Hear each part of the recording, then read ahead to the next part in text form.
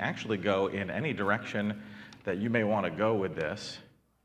I think that this can be very helpful for those who want to know how to address, well, big questions, and we'll say big ethical questions, but it could actually go in any direction from the biblical perspective. How can we think and talk about these things that are so divisive? They're often politically divisive, culturally divisive, and as you see in the notes that I just pointed out, or passed out, or Bill passed out for us, a topic that we can just take on just straight away would be this issue of abortion, which is a well-known issue. Culturally, again, it's very divisive. How do we think about this as believers and address it, minister to people for whom this issue is really relevant?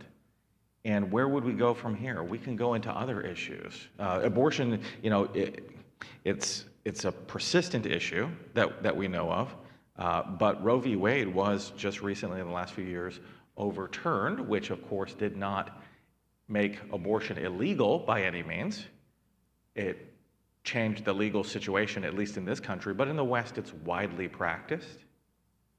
And if we take it, of course, that the termination of fetuses is actually the killing of babies, well then we would have on our hands effectively a massive genocide, okay? And so that's something that we'd want to look at directly. A related issue that I think is really worth talking about, that maybe would be our next step, would be euthanasia, which was just legalized in Illinois, which will go into effect in September.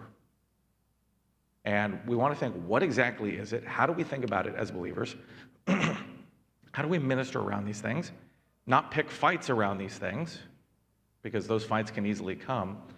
But if a fight comes our way, how can we speak with the gospel to these things? Speak a message of peace and reconciliation.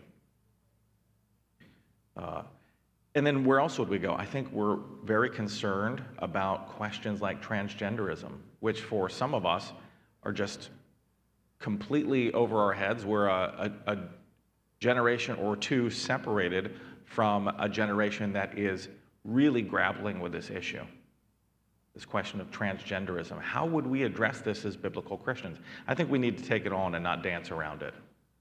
And then what else could we do? We could actually go in whatever directions we think this might be really helpful to us, to really equip us. So that's my thinking with this. Do you guys have any thoughts about that or questions before we start? Yeah, I hope so.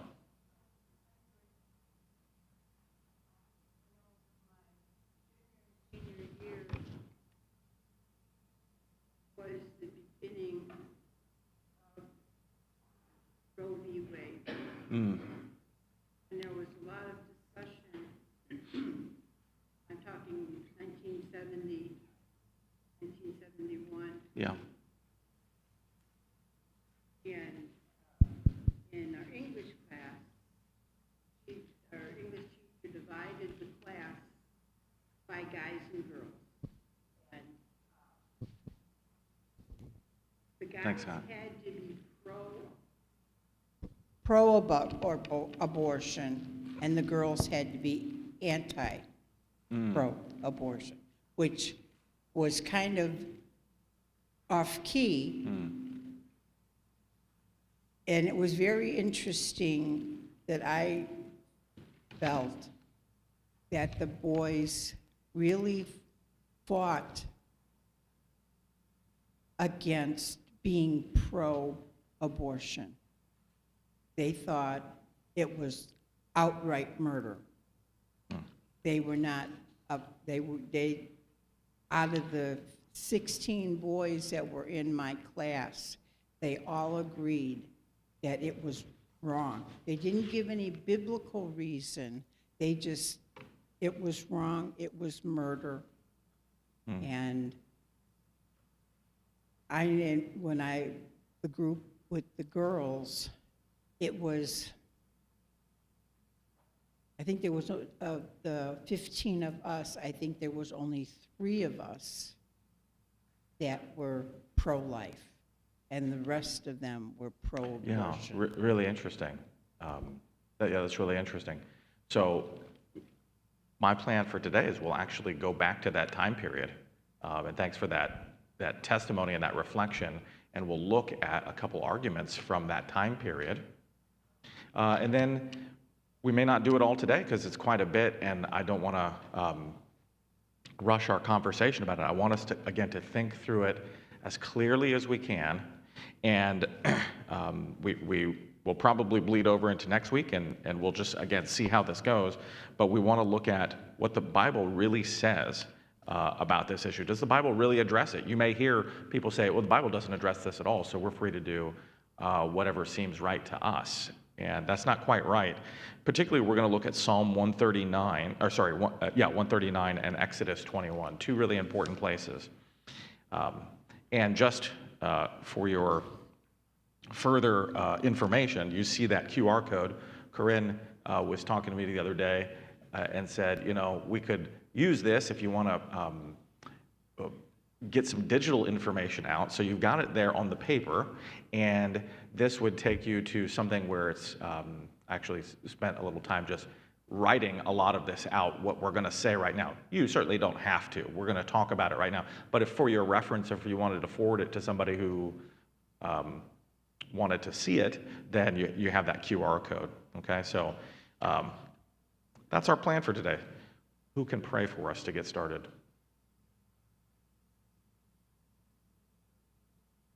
Betty, you want to go for it? Father, I thank you for this day that you've given to us. You've opened our eyes one more day. You've given us air in our lungs. You've given us the ability to be here, to have the freedom to be here, and to learn more of your word. Now just be with Sanjay as he speaks with us about this topic that I find awful, but that's my opinion. And Father, I just thank you for the verse in Psalms that says, you formed my inward parts, you knitted me together in my mother's womb. So how could anyone not say that you have taught us already that abortion is not a part of your plan? Just be with us this morning during Sunday school. Guide, direct us, guide and direct Sanjay. I love you, Lord, and I thank you for this very special day. In your precious name, amen. Amen. All right, well, we're actually going to start off with the classical philosophical case for abortion and then look at the biblical case against abortion. And you might say, well, that's a little bit backwards. Why don't we start with the scripture? And we'll start with the philosophical case to understand what the classical argument was, just to give the context for it, not to really give answers. That's what philosophy is good for. Philosophy is about giving us options and giving us context and distinguishing between what could be a good answer and what really can't be a good answer. It's not really good about giving answers. If you get, 5 philosophers in a room, you'll get 7 opinions. So it's not really good about coming to answers or conclusions. You would need, for some things, divine revelation. But at least it frames it. Okay, so let's just think about the classical case, like Betty was saying, if we go back to the early 1970s, 1973, in this country, Roe v. Wade is really the landmark, but in the West broadly, there were similar laws in countries across Europe and of course North America as well, that legalized elective abortion around that time period. And so we'll talk about Roe v. Wade because we're in this country, but it, of course, doesn't govern the world. 1973 would have been the year for that. And just before that, 1971, we get a really well-known, kind of famous argument, at least in philosophy and in the pro-abortion movement, from a Harvard philosopher by the name of Judith Jarvis Thomson. So Thomson's violinist analogy, you may have heard it. It's very famous, but if you haven't heard it, you know, it's only famous if you get into these debates or want to know something about this question. In 1971, she wrote a paper in which she said this. She said, imagine that you wake up one day and you find yourself in a hospital bed. You don't know how you got there. You were out and you wake up in a hospital bed and you find yourself attached to a famous but ailing violinist. I don't know why she chose that, but a very famous but ailing violinist who desperately needs dialysis and needs the use of your kidneys for some time period. If he doesn't have the use of your kidneys and we detach him, he'll die. And so there he is attached.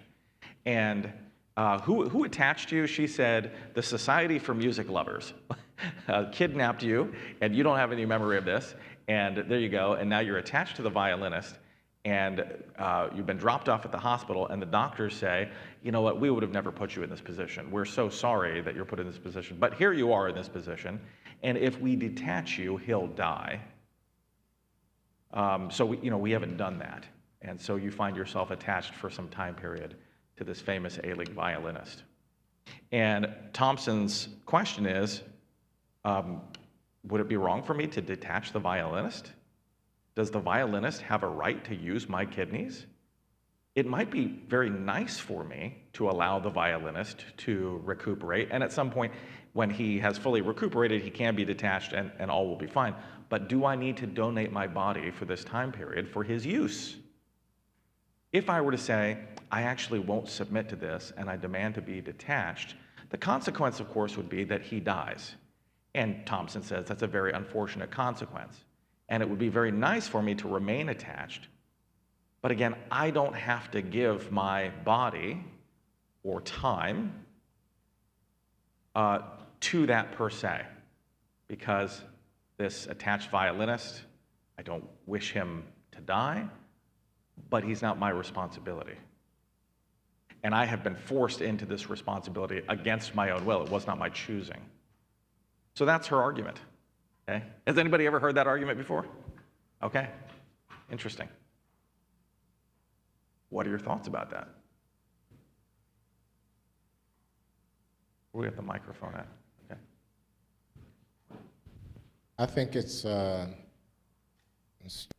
argument because the issue concerning abortion has to do with the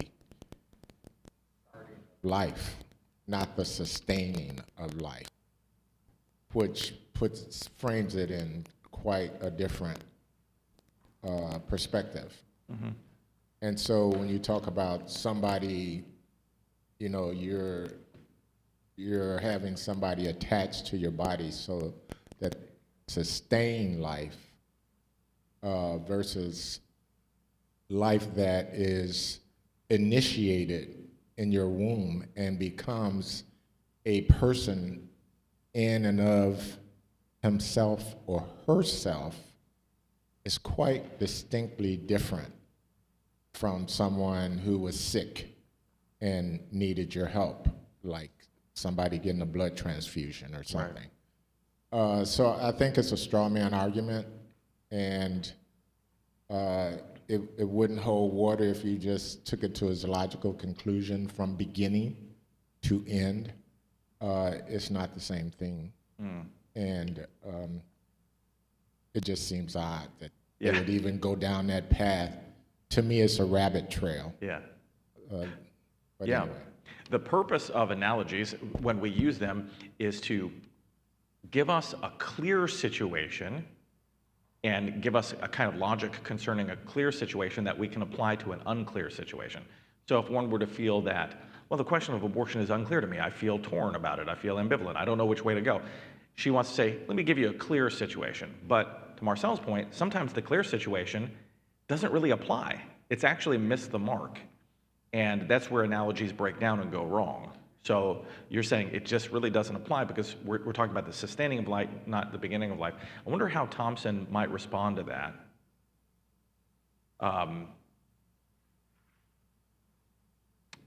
think about that for a minute, but I think that's a good start. And Joe, you had your hand up too.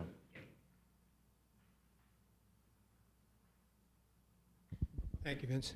Yeah, I'm sure the good professor would tell us that all analogies do break down, but there's two problems here. Number one is that it's not a good analogy, because in their analogy, what was the key? The key was that the person woke up, the woman woke up, and she had nothing to do in the analogy with the pregnancy, or I shouldn't say pregnancy, with the attachment to the old violinist. So it's a bad analogy. You're comparing grapes to oranges. Okay? And then the other part of it is, and this is where it's so insidious, this is one of the things that people will do when they want to win an argument, is they'll put an emotional aspect into it to replace the logic.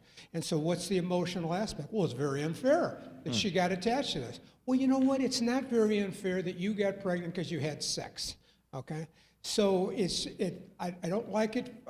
First of all, I agree with everything that Marcel said. But then secondly, the fact that it's an emotional argument and that it's not even a valid analogy because of the fact that the woman had a part in it. Yeah, very good comment. So the analogy seems to really break down here.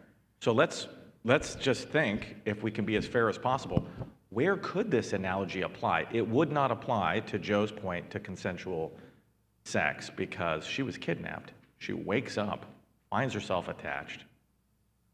Doesn't sound like something consensual by any means. What might we compare it to then? Yeah. And so, and Thompson, I don't have it here, but Thompson is clear on that in the paper. This is an analogy to that kind of situation where a woman is, of course, forcibly assaulted, which is, now I think, to your point, when you said, well, it's really apples and oranges, it really doesn't fit the consensual situation, she's pretty clear. This analogy is going to fit that situation. So let's think about that issue. Now, that's where she starts her paper, which would be the strongest place to start a pro-abortion argument. What about issues of rape? Now we really do have injustice. So it is apples to apples, let's say, here. So that's where she wants to go with that. So let's just say the violinist argument, let's just throw consensual sex, take that off the table. That's not the point at all. Rape is the point here. And she doesn't want to necessarily give a single argument that validates every possible elective abortion, every possible situation. In fact, in the paper, and I know you haven't read the paper, so this isn't really fair, but she says, in some cases, abortion might not be permissible. But in some cases, it is. And so she just wants to maybe come up with a couple clear cases. So she thinks that rape is an unambiguously clear case in which a woman can detach herself, morally detach herself. So that's, maybe we've kind of pinpointed where the analogy might work a little bit better. I think that's an interesting perspective that would have some validity to what people argue today. Ironically, though, is that those same folks, because that's the first thing they'll throw out. What about a woman who's raped, or they also attach incest to that, by the way. Yeah. And that should validate the argument. But again, ironically, you can ask those same people, okay, so if we said abortion was okay in the cases of rape or incest, would you be opposed to all other abortions? 99% of the time, they'll say, no, I would not be opposed to all other abortions. All other abortions are fine. Right. Because it goes back to the argument of my body, my choice, you know, Yeah. the thing that people say, it's a woman's body, it's a woman's choice. Really fascinating. You know, I meet periodically with a group of pastors, deacons, elders, periodically in the city, inner city churches, periodically, and I was really taken back to hear one pastor say that very same thing. You know, the issue of abortion came up, and as we were talking, and the other pastors seem, you know, folks seem to agree when the guy said, "Hey, it's a woman's choice. It's her body. It's her choice." Yeah. And I was just flabbergasted. I mean, I couldn't believe that this was the thinking in inner city churches, that it was okay. It's not a big thing. Yeah. And, you know, that argument is so flimsy beyond Scripture, just looking at the laws today. It's not your body. It's not your choice. And I told the guy, well, then, so it's okay for a woman or a man to walk down the street naked. Their body, their choice. What would happen? Well, they'd be arrested.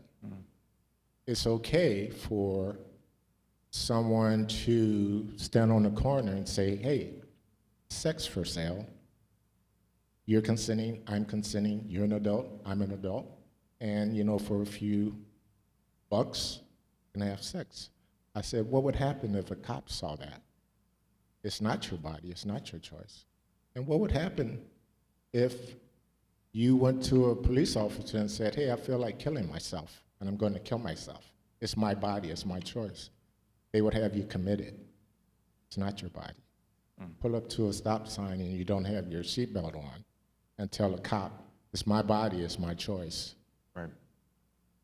You'd be arrested. Yeah. So, I mean, there's so many arguments to that, and for the Christian community, and I've had this discussion before, what would have happened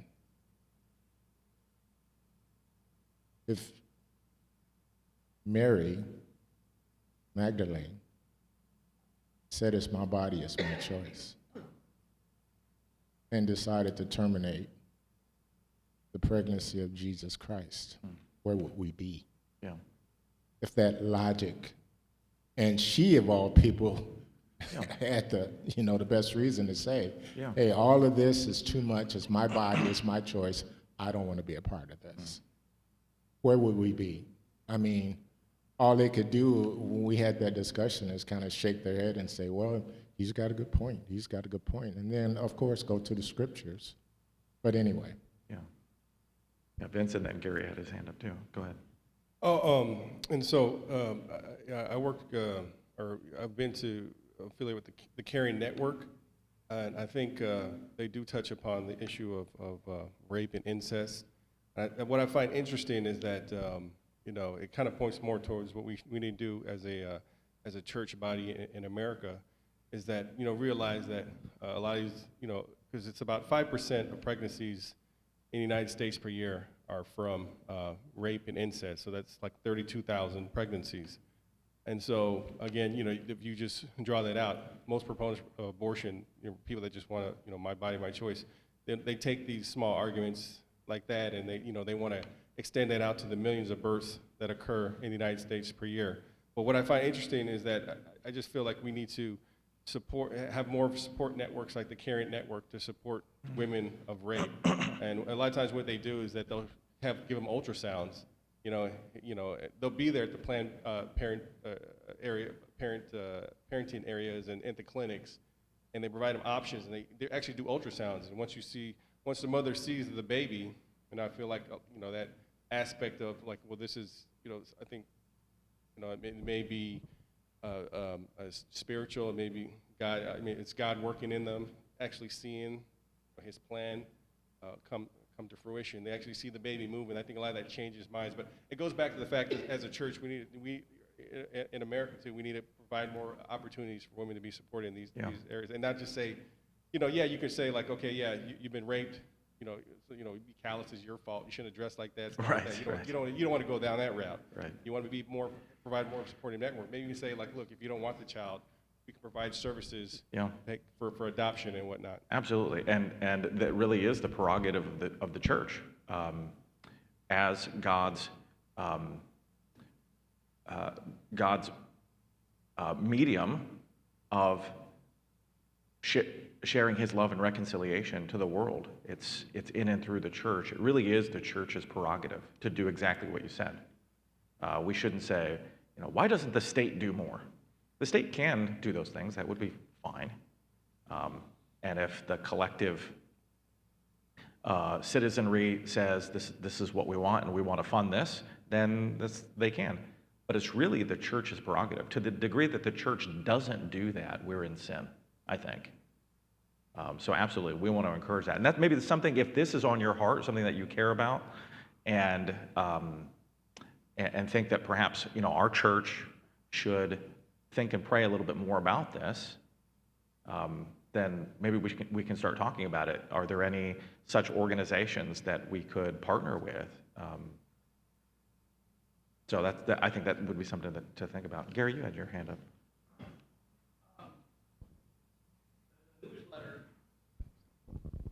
By Margaret Sanger, the founder of Planned Parenthood in 1946. In 1939, she wrote a letter to Procter & Gamble saying that we must control the black population by abortion. Yeah. It's documented. Anybody can look this up. Yeah. Anybody can look it up. And that's not even focused at all. It's even black ministers even says we've been targeted by abortionists to control the black population. Yeah. It's a newsletter by Margaret Sanger, 1939. It sounds right, like the right time frame, yeah. Yeah. It's plus I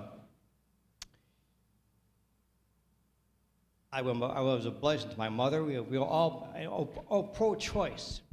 We all are human beings. We are much more than just a choice. I'm very offended by this pro-choice argument. Yeah. We all are people, persons, honored or whatever. Yeah. We are much more than just a choice. Yeah. Thank you for raising that.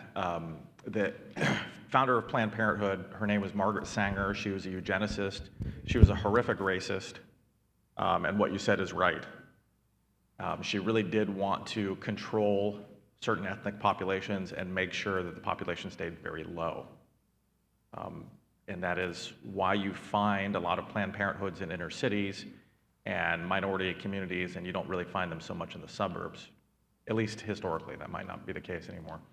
Now, if you're pro-Planned Parenthood, and about 50% of the population is, they're going to say, well, that's just the genetic fallacy. Okay, a horrible, horrible person started Planned Parenthood. Fair enough. Actually, Planned Parenthood does try to defend her quotations. They're indefensible. In fact, her eugenic program was so ugly and so racist in the 1930s that the Nazis adopted it.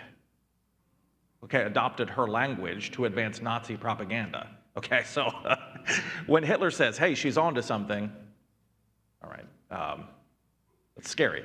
So, so in any case, they're going to say, well, okay, she was a horrible, horrible person, but, sometimes there could be a good consequence. So women's reproductive rights, it'll be reframed in that way. That's a really good consequence. Okay. But there's a lot that we could say about Sanger. That would be a little bit of a rabbit trail, but that's an important historical note there. Okay. So in any case, the violinist argument, if we were to just put it in its right context, she's using it as an analogy for rape and is raising the question, okay, I'm not talking about consensual sex or elective abortion, let's say. She actually gives this example in her paper. She says, imagine a woman says, she's in the 7th month of her pregnancy and says, you know what, I'm planning a vacation and I don't want to delay my vacation. I've got a really nice bikini. I'm going to get an abortion so I can go ahead and go with the vacation. She says, in the very least, that would be indecent. And it might be wrong. She kind of leaves that door open. It might be impermissible. She doesn't go so far as to say you can't do it. She says indecent, which means it's kind of crass that you did that, but I'm not going to tell you it's wrong. But never mind that. She's just saying, what do you have to say about cases of rape? Would it not apply there? And of course, that's a much tougher issue that she's raising. And so I think it's something worth thinking about. Does that analogy apply at all? Does it move us at all? Do we have any clarity about that? Again, if you were to put yourself mentally in this situation, hey, I wake up attached to this violinist, and I've got things to do and places to be and responsibilities, and I don't want him to die, but I also didn't want to get kidnapped and attached to him. Can you detach me? Well, you know he'll die. I'm so sorry. I'm so sorry that he will die. That's not my intention, but I will not be attached to him. Would it be permissible for you to do that? She says yes. And then she says, what if this? What if the doctors were to say to you, you're attached to him, and this is really unfortunate, and just to let you know, if you detach him, he'll die. So we're going to leave that choice up to you. We're not going to make that choice for you. But the stress that it's putting on your kidneys is so bad that you will die if you stay attached to him.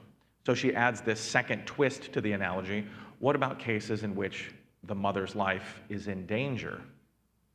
Could we opt for abortion in those cases? So she's using this analogy to raise the most difficult cases. And probably there are people in the room who have known people and counseled people who have been in these situations. So I think the objection or the analogy that she's raising, I think it does make the situation as blunt as you might make it, and makes the case for abortion, at least not really the argument, but the analogy, as clear as you could make it.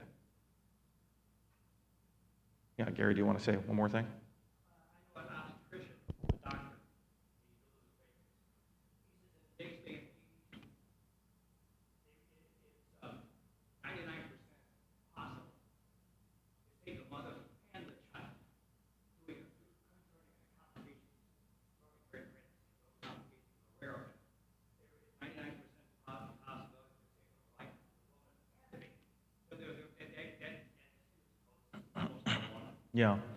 Yeah, so let me just address those two things really quickly, and then I'll move on to one more analogy, and we'll just keep moving forward.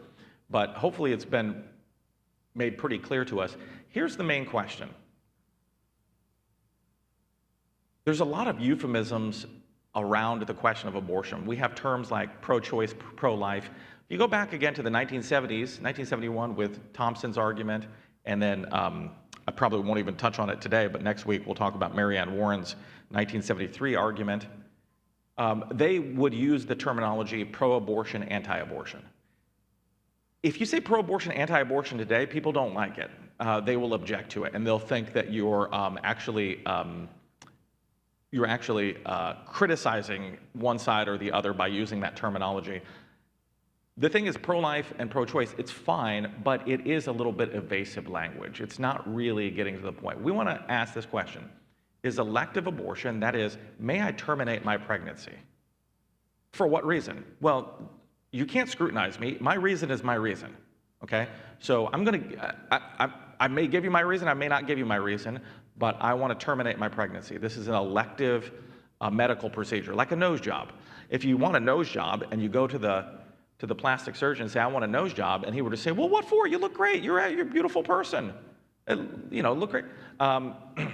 He may say that, but you'd say, well, never mind you. I'll go to another doctor because it's my choice. And that's totally elective. It's not medically necessary. It's not necessarily to save my life. It's just something that I choose. And we would say in a free country, you might say, well, I don't think you should get a nose job, or I think it's a little bit vanity when people do such things. I don't want people to do that.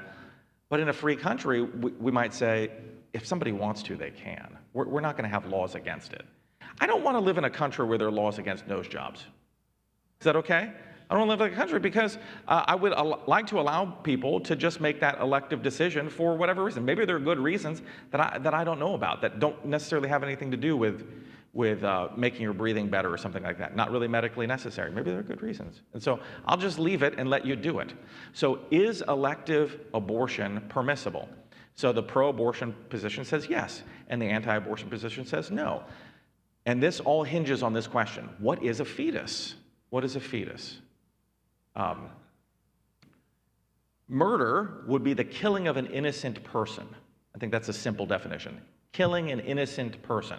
And then there are two other terms there that we have to think about. What is innocence and what is a person?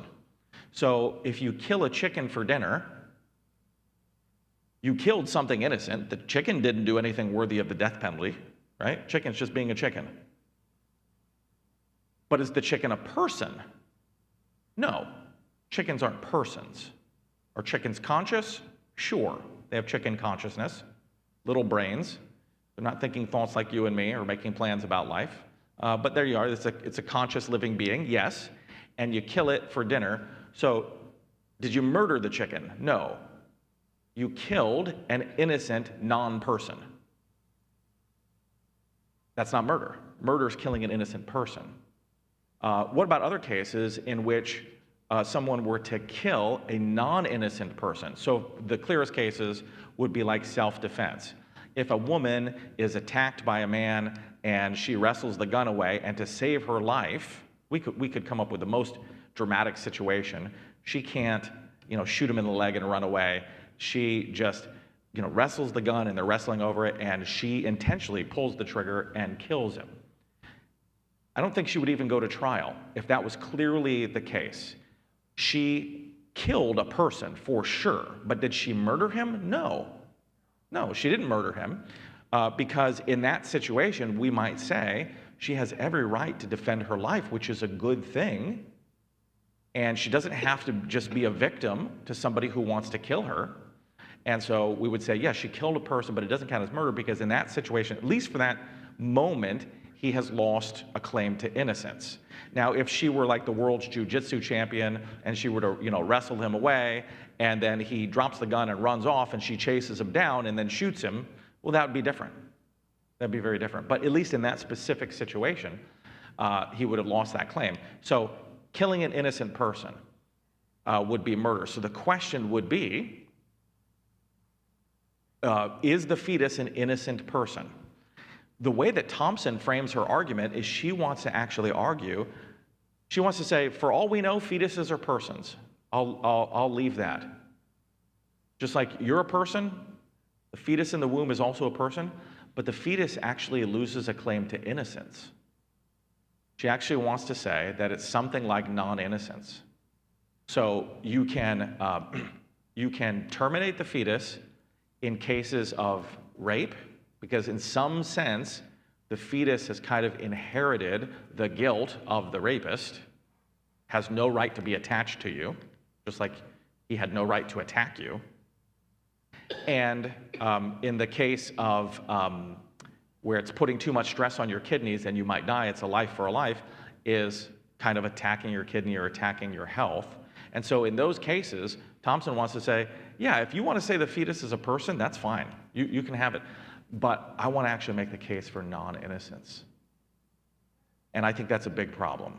I think that's a big problem. In the first case, the fetus that is the production of rape doesn't inherit any of the guilt of the rapist. The rapist is fully and completely guilty, criminally liable, should be arrested.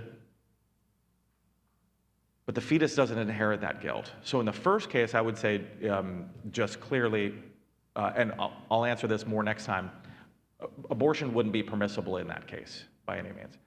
In the second case, when it's a life-threatening situation, like Gary said, most medical professionals will be very clear that there are almost no cases in which a woman's life is in danger because of her fetus,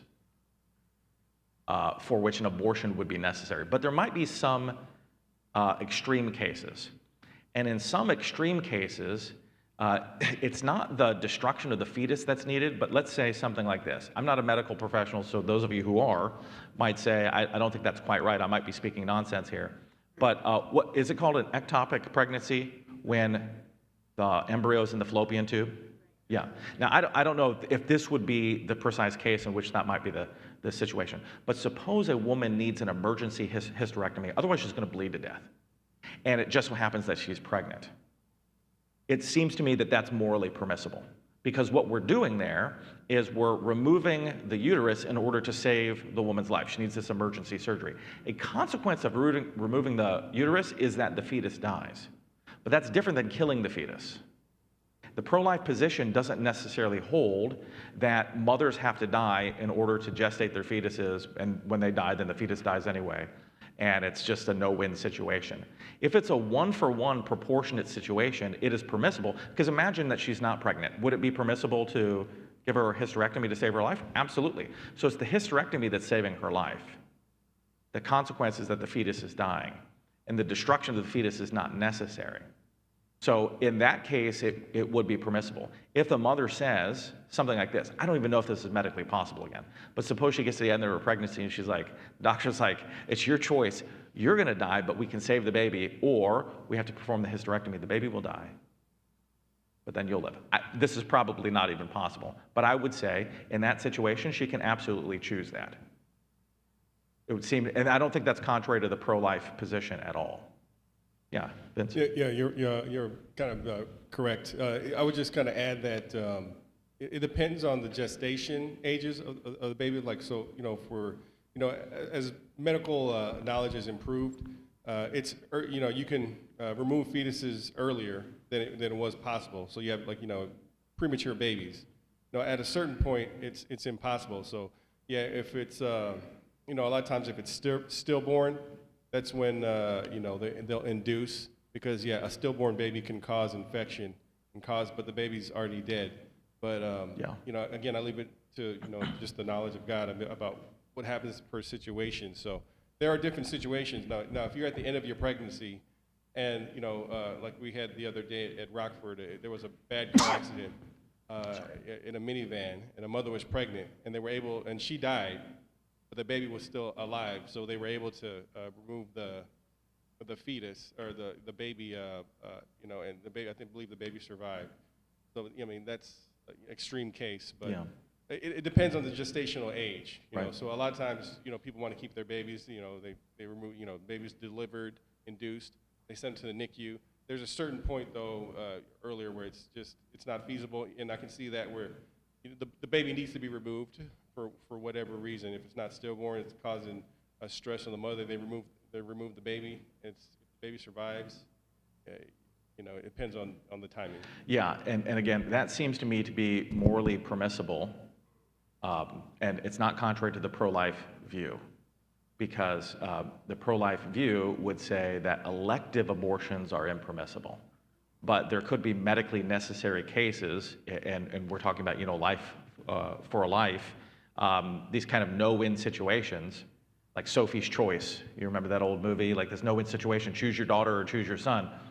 Either way I go, I win and I lose. So those can be permissible. So if anyone wants to corner the pro-life view and say, well, you're condemning women to die, that's not true. That's not true at all. Nobody's ever said that I'm aware of, any credible pro-life advocate. So anyway, we'll leave it there. And sorry we didn't get onto the important scriptures, but this takes a little time. We'll get to them, but you can look ahead. Be thinking about Psalm 129 and Exodus 21. And again, that QR code can lead you to a little bit that I wrote out about it if you want to look at that. But to Thompson's two very famous classical arguments, the first one, if you find yourself attached to the violinist, it's an analogy to rape. I would say it's impermissible to abort, and I'll say more about that. Why? Because that seems very cruel to a lot of people. And in the case where pregnancy could result in, like you're attached to them and it puts so much stress on your kidneys you're going to die, where the mother's life is in danger, then under certain circumstances that can be permissible. It can be permissible. But again, that's not an elective abortion. That's not just you saying, well, I choose not to. This is a life-saving medical procedure. So those are the two versions of Thompson's violinist argument. In the same paper, she gives another really weird analogy that's even weirder than that, if you can imagine. She was a very colorful philosopher, apparently. She was very inventive. So we'll talk about that next time, and you might find that interesting. And that'll be an analogy to consensual sex. And she'll say, in some cases of consensual sex where contraception fails, it can be permissible. And we'll see what we think about that argument next time. All right? All right, shalom.